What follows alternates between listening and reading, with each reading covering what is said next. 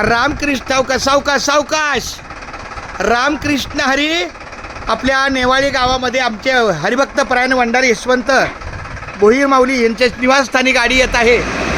त्यांनी फार सुंदर नियोजन केलेलं आहे. आमच्या ह्या दोन ताया मला भेटल्या. ताई बोला रामकृष्ण हरी. रामकृष्ण. क्या बात आहे. अशा प्रकारे दिंडीची गाडी आमचा गणेश दादा व्यवस्थित आणत आहे. सावकाश देवा केशवा माधवा बेतानं दमानं सावकाश.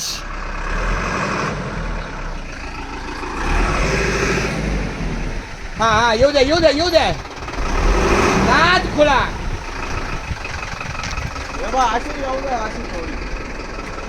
ए तोंड पुढे जाऊ दे. ए बाया तू वरती चढू जरा.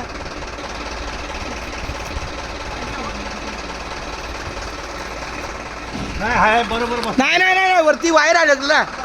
त्यानं बघितलं ना गणेशने. हा येऊ द्या.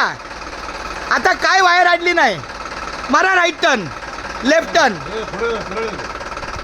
नाही अशी येऊ दे ना तोंडाने.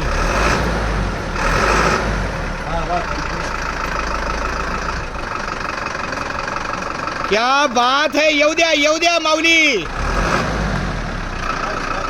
सुंदर नियोजन चाललंय आपल्या या दिंडीच्या गाडीचं. आता सीधा सरळ येऊ द्या. नाही इथंच मी सांगितलं असतं. शाबास.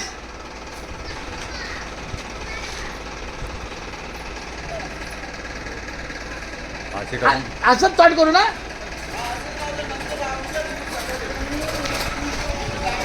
बरं आता तात्या जसं करतील तसं. मला वाटतं तात्यात तोंड येऊ दे की इकडं. बोजा बिजा काढल्यानंतर बघू द्या. सकाळी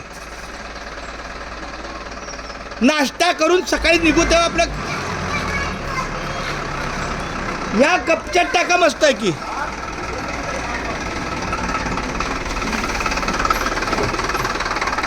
जागे मारली टन जोरात.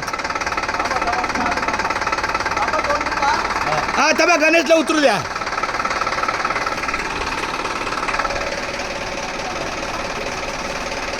पंढर दादा लय भारी काम झालं. ते रामकृष्णाची कमानी मध्ये येत होती ना. थांबा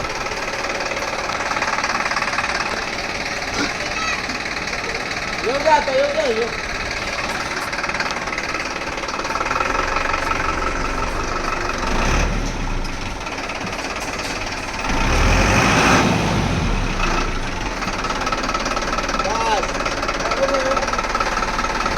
येऊ द्या 2 फूट येऊ द्या.